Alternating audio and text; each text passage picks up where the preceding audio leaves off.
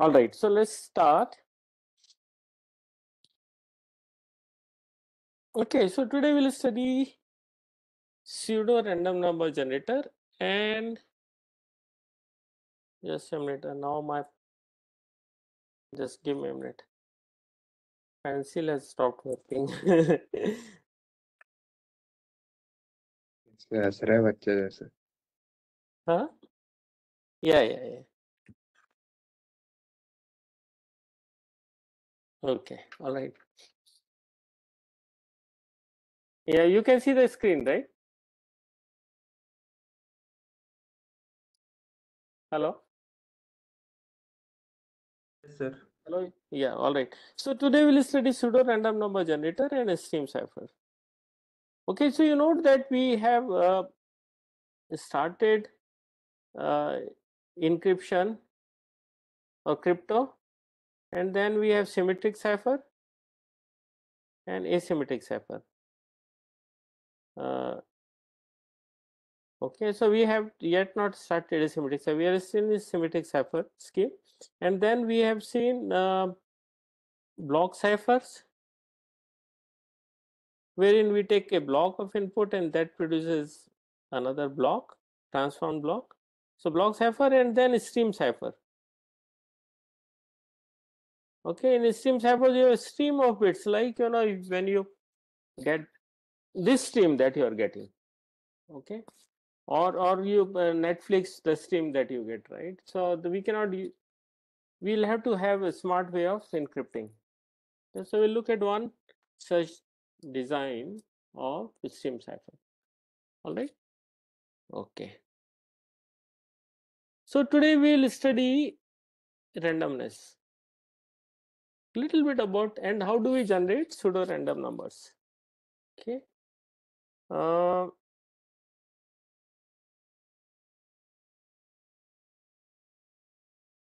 right. There is difference between random and pseudo random, and big advantage or disadvantage of pseudo random is repeatability. Okay, so now we know that randomness is needed, right, in cryptography, because we have seen, I mean, if you go back to the Kirchhoff's principle, it says that the design of crypto should be known to everyone, like AES or DES that we have studied. Everyone knows this. Input could be anything, but output has to be unique. Okay, it's not deterministic. It's, of course, it's deterministic, but is encrypted stream, right? But looking at this output, nobody should be able to find out what the input is until somebody knows the key. So key is the crux. Okay, now the question is, how do you generate key?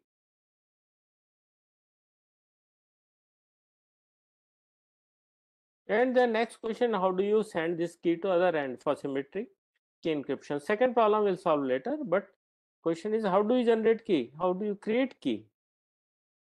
Now, if you have a standard algorithm for creating keys, then Mallory in between can also use that algorithm, because algorithms are known to everyone. So even the key generation algorithm should be known to everyone. Okay, and note, in computer, everything is deterministic. It's finite state machine, right? So whatever input you give,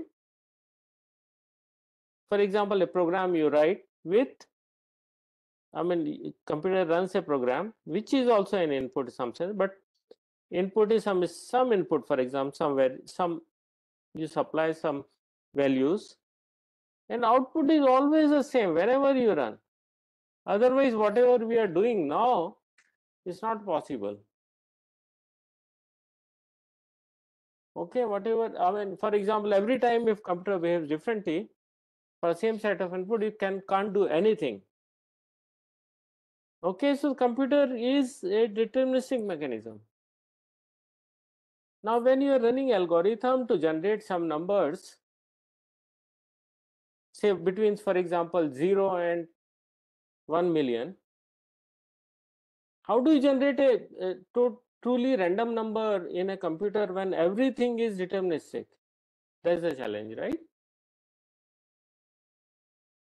Okay, and John von Neumann, von Neumann was a great scientist who developed von Neumann architecture. I think you will study in computer architecture course. He says that it's a foolishness, even, it's a state of sin to think to produce random digits from a computer. Okay, so randomness, now we have to have some way to generate random numbers or seemingly or numbers which behave like random number.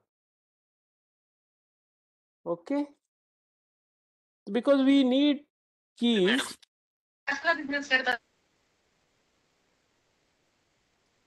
Hello.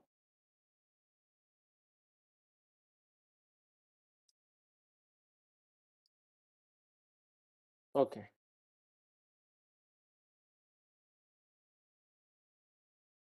Just a minute. Okay. Okay, we also need random nouns. You have seen in case of block ciphers, mode of operation, we need IVs, right? Initialization vector. Now, assumption that we had was that it is truly random. Okay. Also, we need universally unique identifiers. We need it, right? Very often we need it. For example, when we'll study bitcoins,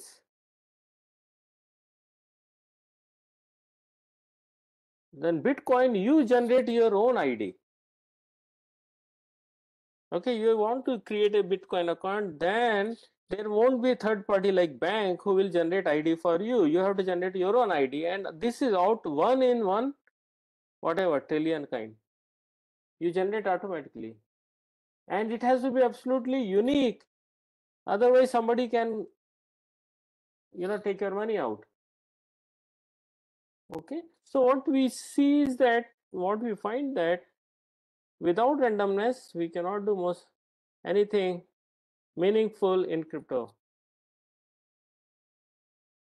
Or if somebody, say Trudy or Mallory, can predict the random number that Alice is generating, then she wins. She will be able to do whatever she wants to do. Okay. So now the question is that how do we securely generate random numbers? Because everything in computers is deterministic.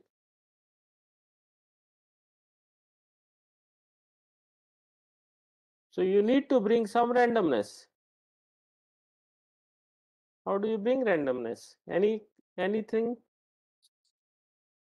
So ultimately you have to, and for example, when you create an email and send it, right? It is to be encrypted using one of the block cipher schemes. Okay, and then you need both key for it for encryption and also need IV. And then after some time you have to, once this communication is over, you'll have to discard key and IV, and for the second email again you create key and IV and exchange key and so on, right? So it is, there has got to be algorithm. Otherwise, how you, and algorithms are all deterministic. Now the question is that how do you create pseudo random numbers or seemingly random numbers? Okay, so let's look at some theory. When we say random in cryptography means random and unpredictable. All right. And best way to generate random number is to flip a coin. Suppose you want to generate a sequence, or sorry, a bit string of say 100 bits, which is absolutely random. Just it can be either 0 or it can be 1. So flip a coin, is head then 0, tail then 1, or vice versa. And every time you do this, and this is the perfect random number, and nobody can predict this, and nobody can generate this. If they increase this number to 1024, then probability, you know, somebody can generate is 2 raised power 1024, which is quite a big number. Okay. So entropy in general you would have studied possibly in physics. It says that it's a measure of uncertainty, right? So if there is something has high entropy, then we say, you know, is unpredictable outputs. Higher the entropy, higher unpredictability, and is highly desirable in cryptography. All right, any question? So again, you know, look at some of these definitions. Random means absence of order, and only finite sequence can be described as random. Now, we now have two terms: truly random number generator and pseudo random number generator. The pseudo is actually, we call it fake or nakli, but it behaves like, I mean, if somebody looks it from outside, assuming that this is a box and nobody knows what goes on inside, it generates sequence of random numbers. And if somebody looks at a first random number and second random number, it cannot make out whether it's coming out of PRNG or TRNG or two random number generator. Okay. Now, only way you can generate truly randomness is through some physical sources. Okay. Can you even predict when will be my second, you know, word in the sentence will come out? Can you say that what will be intensity?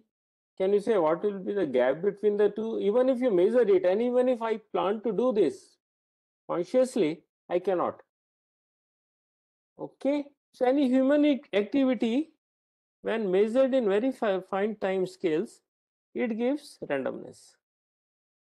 You know, when did you press the key in your laptop? If you measure that at nanosecond level, then you know that you cannot even predict that. Okay.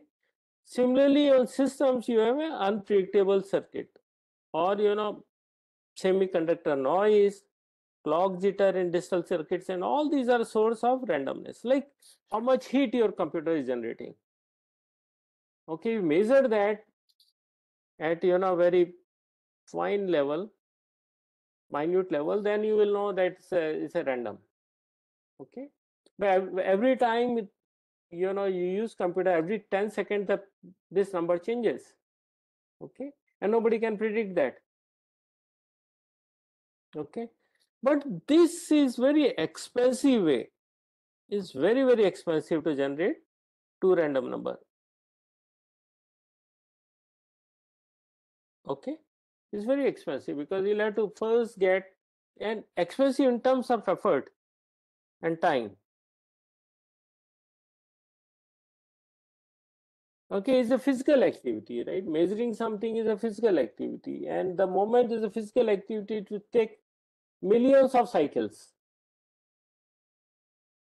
You know, look at the clock speed, you know, I mean, it's very high nowadays, right? Okay, and within a clock cycle nowadays, you can run an instruction, one full instruction, and your laptop has to wait for you know, hundreds of millions of instructions, that kind of time, to get some number, truly random number. Then it's quite expensive, right? Because any physical activity, even movement of finger, etc., is takes microseconds, right? And microsecond you will run computer for hundreds of thousands of cycles, and that's always. So we have to speed up random number generation. So what we do is that we have to take truly random number source, but use it for long period to generate pseudo random numbers. Okay, all right. So now we come to pseudo random PRNGs. Please go through this. Bruce Scheiner. You should go to his blogs. If you search this on on internet you will get Bruce Shiner's blog, and it's very interesting. He's a very well known researcher in cybersecurity. Okay, now we come to pseudo random number generators. How do we generate pseudo random numbers, right? So of course it's an algorithm which takes little bit of true randomness and generate lot of output. Okay, and this is also called deterministic random bit generator, because the output, see this algo that you are using to generate seemingly output which is seemingly random numbers, okay, is again deterministic. If you know what is the TRN, truly random number, or we call it seed, from truly random source is given to algo, if this thing is known, then everything is deterministic. So ultimately it's deterministic provided seed is known, right? If the crux here is that seed should not be known, and seed will not be known to anybody. So you have to protect it in some sense in system. What is the value of seed? And seed nobody should be able to generate outside, right? Like temperature, what is the temperature of chip, right? That nobody knows. Nobody can generate that, right? So a sense is that we use truly random number generator, TRNG, to generate pseudo random number generator, right? Okay, so we have already discussed it that PRNGs are deterministic. But when we say it's a deterministic, it means that this is a black box, which is PRNG. Somebody looks it from outside, what is being produced cannot make out whether it's a truly random number or pseudo random number. Okay, now how does Intel's Ivy Bridge process generates PRNG? Can see that, of course, don't go into these circuits, but what we'll discuss is that, look at your digital circuit. Okay, it uses thermal noise to generate a stream of random bits. Okay, so basically you do measure the temperature and do sample it, and then because temperature is analog entity, convert this into digital, and whatever the raw bits you get out of this, you run some algorithm to fine tune it or process it and create 256 bit numbers. Okay, this 256 number that you create is a random seed that you use in PRNG, and then this generates sequence of 128 bit pseudo random number, PRN. Okay, okay, now you don't need one PRN for one TRN. It means that take one TRN to the random number, you can't generate one, you generate a sequence of a large number of pseudo random numbers that we'll see next. Okay, so this is TRNG versus, and we're comparing PRNG. TRNG, we have pseudo randomness input, maybe heat source or whatever, or noise from circuit, etc.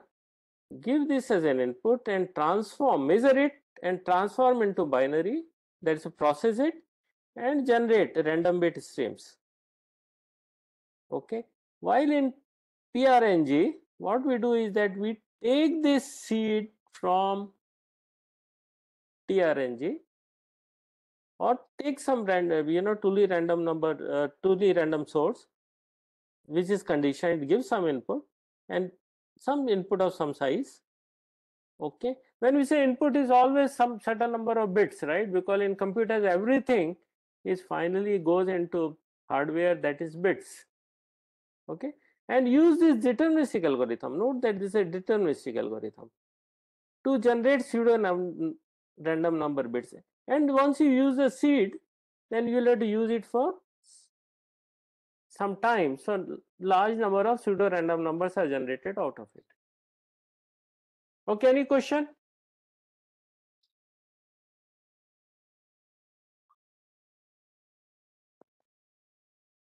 Okay, any question?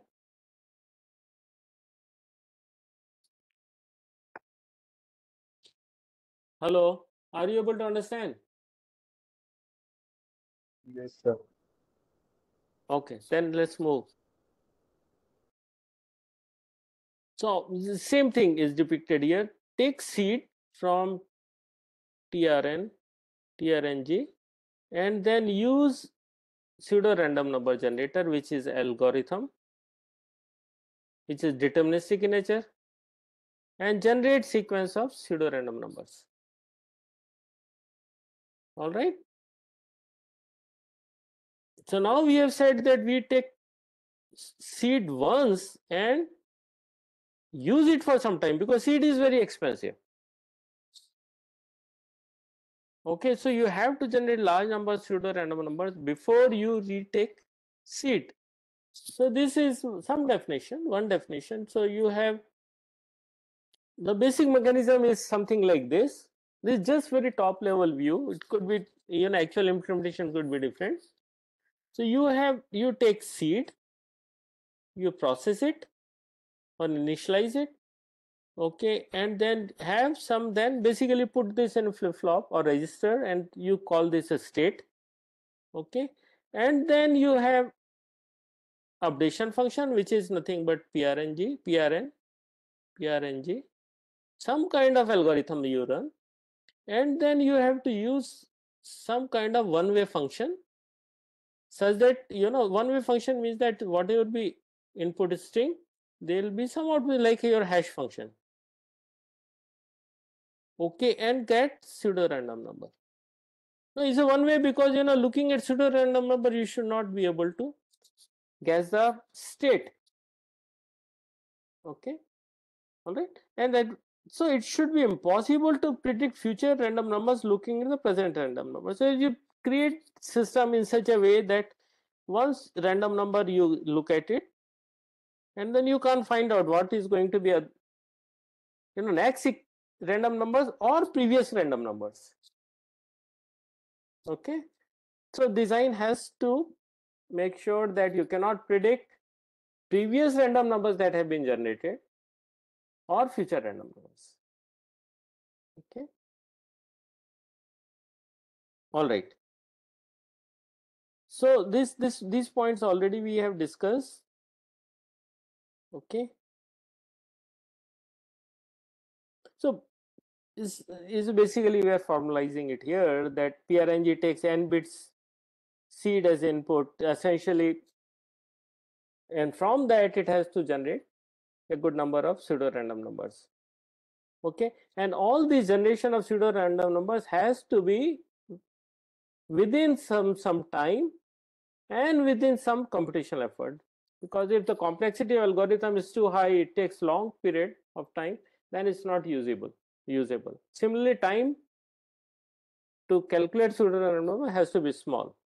Okay, so next point says that if you once you have truly random number, then generate a large number of pseudo random number, otherwise it's inefficient.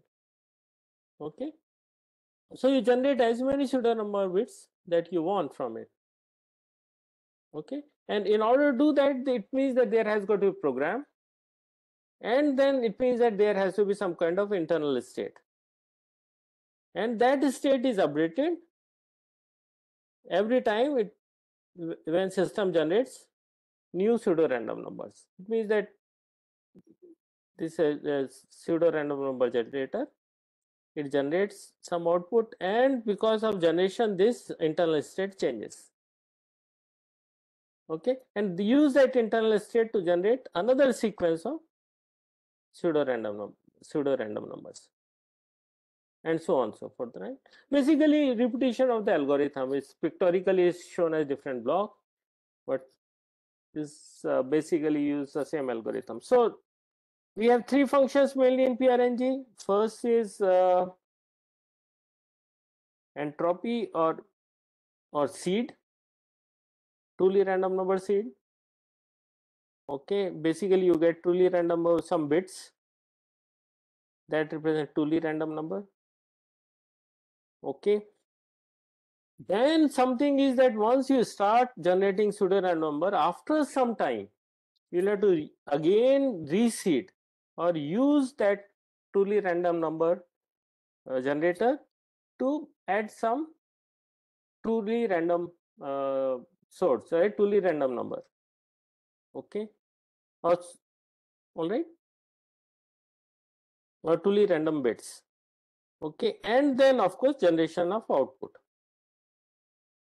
Okay, all right. So what are the properties we need? It has to be correct, although it's deterministic. Okay, it has to be efficient. It means that it should be fast. Security, it means that it should have indistinguishability from random. It means somebody who look, again I'm repeating it for 5th time, somebody, this is pseudo random number generator. If somebody looks it from outside, who doesn't know what's going on inside, it doesn't know the state, who doesn't know, you know, how it operates and all that, doesn't know anything, looking at the output here cannot make out is a random number or pseudo random number. It cannot, so basically it cannot distinguish that it is, it can't distinguish it from random numbers, right? So observing the random number generated alone should not allow anyone to recover the internal state of PRNG. All right. Okay. So basically looking from outside, one should not be able to find out what is the internal state of PRNG, or one shouldn't able to predict what is going to be next random number. Both are connected. So for that we have two important properties. One is called forward secrecy, other is called backward secrecy. Okay. Look at this diagram. So you have initial seed, you initialize it, you get an state, okay, and so on and so forth. So here there is a state which is compromised. It means somebody can predict that, or Mallory can predict that. Then looking at this state, knowing this state, one should not be able to find out previous states.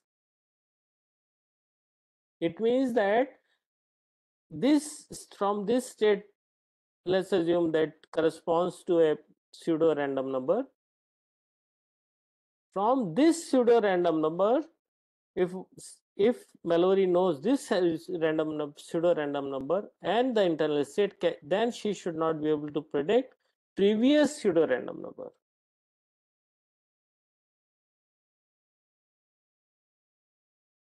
Generate previously. So here whatever was previously generated should not be able to predict that. That's called forward secrecy. Okay, actually we are looking at backward, asking that backward numbers should not be predictable, but is called forward secrecy. Similarly, we have backward secrecy. If internal state, for example, this is compromised, then Mallory should not be able to predict the future random numbers. Okay.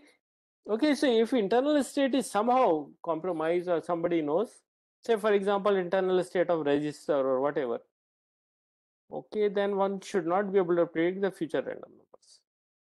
Now, how can we achieve this? Because everything is predictable in between, right? Until unless you add some kind of entropy here or some kind of randomness. So it's necessary that after some state, randomness has to be introduced or re-injected. Okay. So this called seeding is basically initial seed or initial random number that you take to generate pseudo random number. Reseeding means that when algorithm starts running, in between you introduce truly random bits. Okay, So PRNG should be seeded with all available sources of entropy. So there may be multiple sources, for example, heat source, timing source, or noise source, something like this. Okay, and then take inputs from all that and do proper mixing or conditioning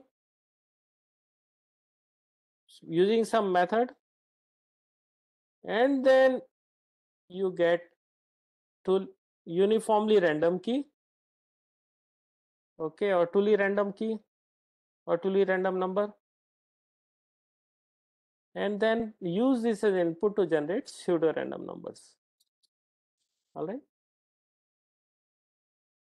Okay, and there have been a lot of cases where pseudo random numbers have not been generated properly, and that has resulted into some kind of losses.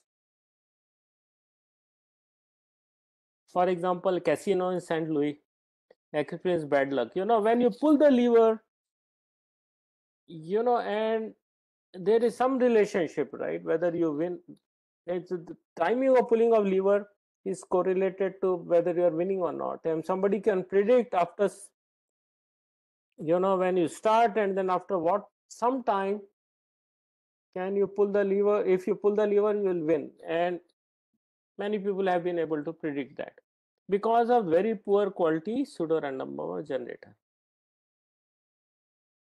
Okay, basically timing of pulling the lever, okay, it's like this.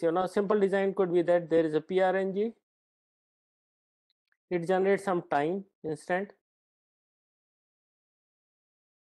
or some time value of some time, and if the pull the lever exactly at the same time, so maybe it will give some period, maybe 20 seconds or so 1 second or something like that, not 20 seconds, and you pull the lever exactly during that time slot, then you win or lose, right? If somebody can predict this output of this, right, then that person will win. All right. Okay.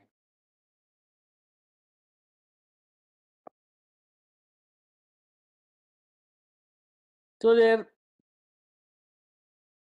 now can we use already studied algorithms to generate pseudo random number like hashes or block cipher, stream cipher, max, etc.? Yes, answer is yes. However, you have to use, for example, if you use hash, okay, hash usually we represent like this m, this h of m. Okay, there is no key. Note that hashes are without key, no key. Okay. Now this is predictable, but how can we generate little bit of, how can you use little bit of randomness here? If you use randomness in input, of course output will be also random or pseudo random. Okay, so intelligent way is how to use this already known functions, because H is very intelligent function in the sense that if you change one bit in input, then many bits in output changes, right? So it's kind of random, output is random, but it's predictable. So if you introduce unpredictability right at the top in input level, then output is of course unpredictable. Of course, you may look at it, the OSs that you are using like Linux, there's something called Chacha20. Okay, or in Mac OS, a SHA-1 hash function we use. Okay, all right. So you can read more about it. Then we can use HMAC that we have already studied for generation of pseudo random number generator. D stands for deterministic, or BG stands for random bit generator. Okay, so I will basically, you can see it's given in the book. Okay, now the question is that HMAC, what are we doing? What is HMAC function? you have message M, and what you generate out of this is MAC. Of course, you have to have key for this, right? Okay, use key on message M, and then you get a small tag. What is the meaning of key here? What is the meaning when you say I am using HMAC to generate pseudorandom? Then we have to define M, we have to define key. Okay, so we'll have to design algorithm such that start with some value of M, start with some value of key, and then introduce truly random a number somewhere, and then generate from that output. Okay, so you can see that we start with that. I think there's a okay, K is the key and V is the message. This is the key and message, and then you initialize it and then calculate the value of key from this, which is HMAC of KV with 00, and introduce some random number, truly random number, and use it repeatedly in cycle, and finally you get the output. So I will ask you to please go through it by yourself. Okay, it's included in syllabus. It means that I can ask questions from this. Of course, I will not ask question in this exam, but NSAM I may ask the question. All right, so please go through this by yourself. Next few minutes we'll study stream ciphers and then conclude the talk. Okay, so we have seen that like the one streaming, right now what we are doing is nothing but streaming of bits. Okay, bits are coming continuously because we are I am continuously communicating with you guys. Or Netflix, you watch some cricket match, for example, not on Netflix, of course, I mean on some other source, or maybe Prime or somewhere. Then you get stream of bits. Okay, so why are we encrypting it? Or for example, here when I am communicating this, I don't want anybody from anywhere else who does not have the link that I have sent you, which is nothing but based on key, must get this output, get this whatever is being communicated to you. Okay, so we need cipher which will convert the sequence of bits that are coming into sequence of bits that are going out. Now this is all encrypted bit. It means that now when I receive it or you receive it, it has to be converted back into these ones, right? Original bits. Now here the difference is that it's not like a block cipher where you wait for a block to come, or you have a block and convert this into another block. That was a block cipher. Here we encrypt the bits individually by adding a bit from key stream to plain text. Now you remember we have studied something where we are encrypting individual bits. Anyone who answers this, I will give you 1 extra marks in final whatever overall your marks calculation. The first one who answers this.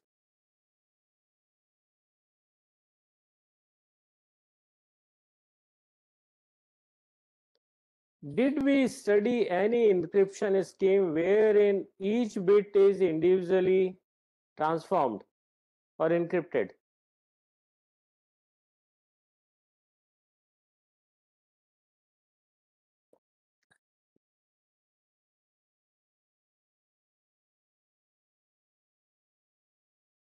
Anyone, please?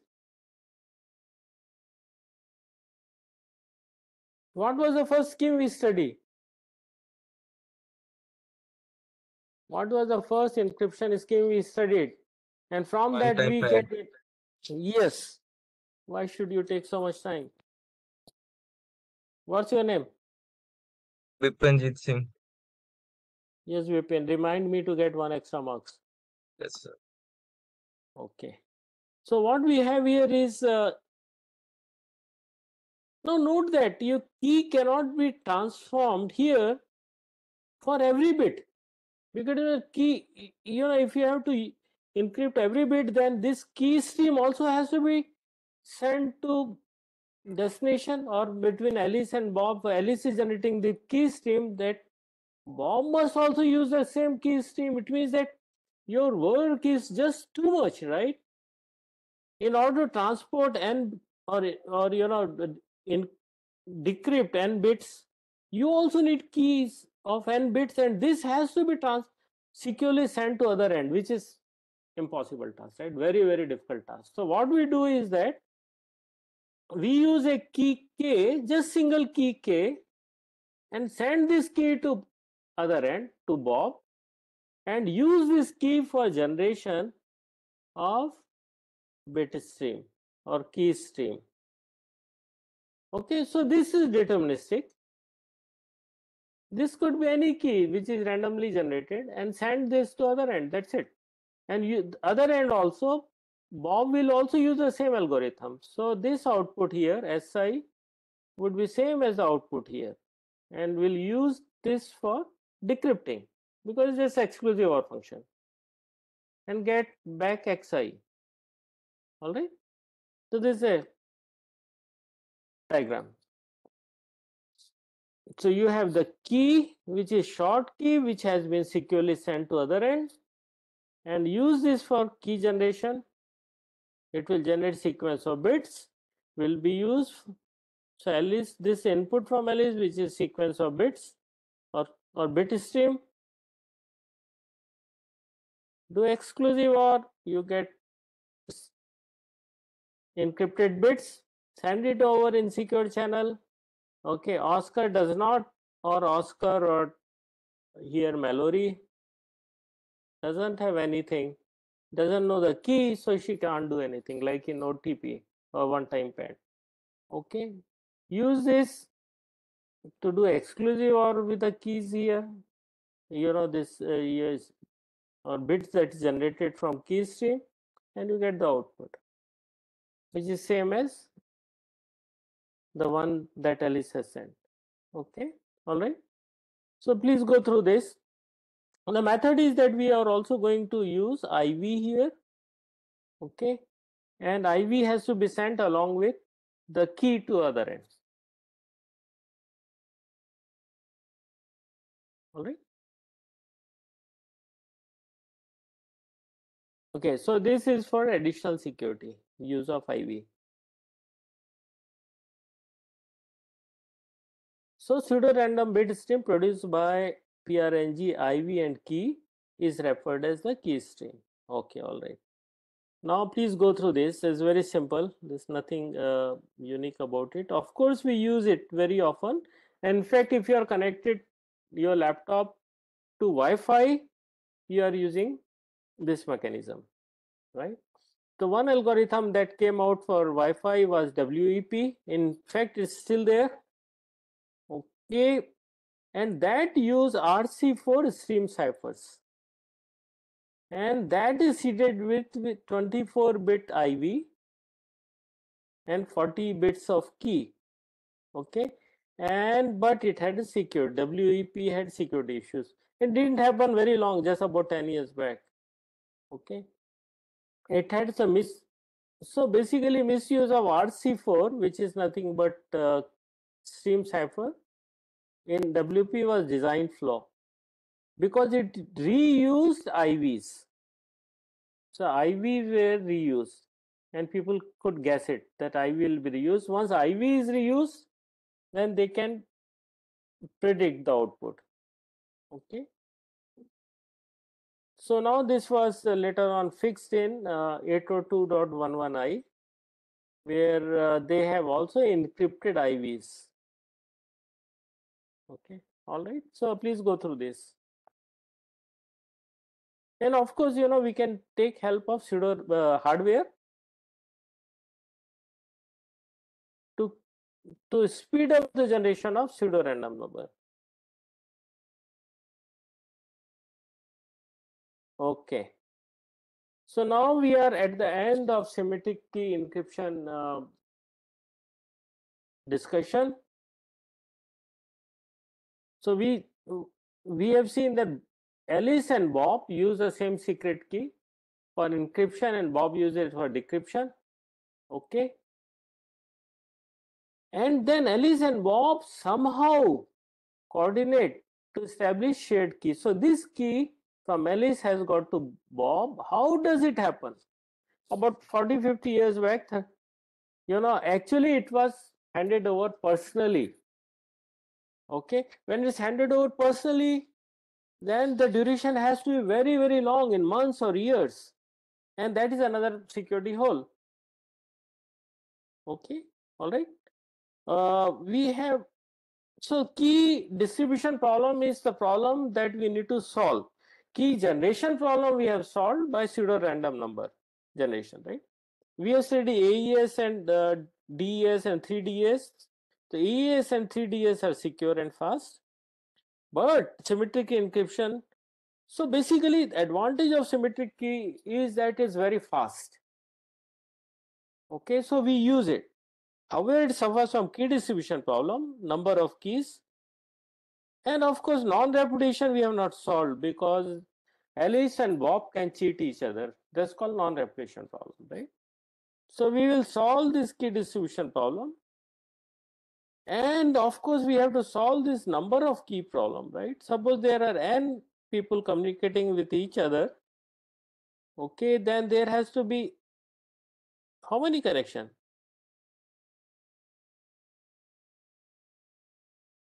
Order n minus 1 by 2, which is order n square. Consider a network with 2000 employees. Oh, okay, and each has got to communicate with each other.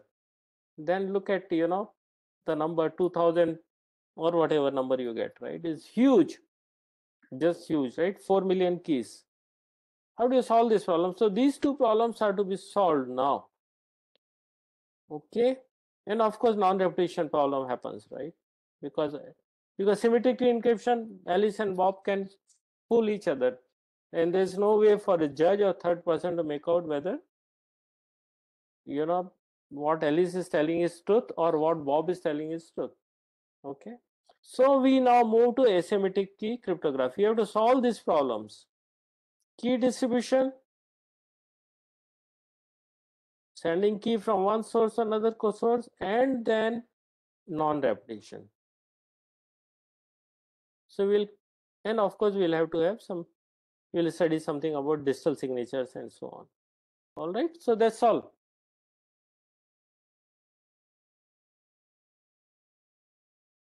All right, so thank you. I will let you know about the exam once I have details about the room.